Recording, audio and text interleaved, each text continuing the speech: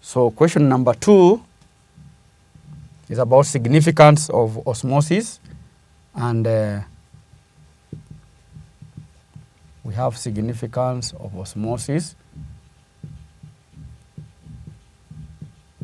As a process, the examiner wishes the learner to look at how osmosis is beneficial in living things. And living things here will include plants and animals. So one of the importance is, one, we have the opening and closing of stomata in plants.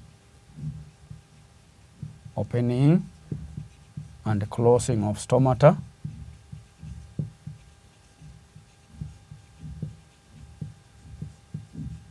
In plants. So that process is important because it is involved. Then 2, we have that the plants absorb water through the root hairs through this process. So we have absorption of water by the root hairs. So here we have absorption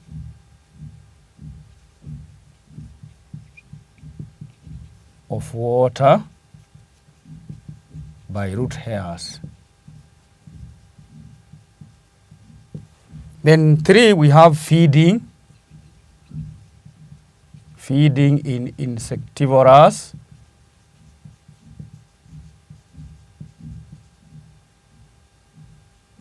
animals.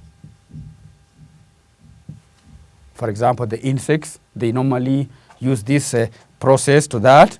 Then we have osmosis is involved in the process of support in herbaceous plants. So it provides support.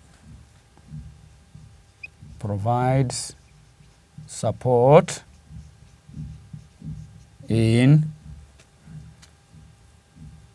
seedlings. We have even seedlings, leaves,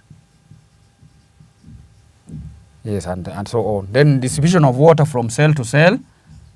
Distribution of water from cell to cell. So here, the movement of water within cells takes place when water moves from one cell which is having high concentration of water to the next through the process of osmosis. So in this question, it was awarding 3 marks. So you just, for each response, it's just 1 mark.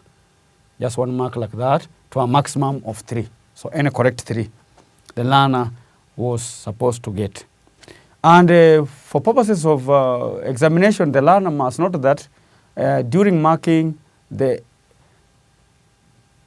first 3 are the ones that are considered. The first 3 responses are considered. The others are ignored.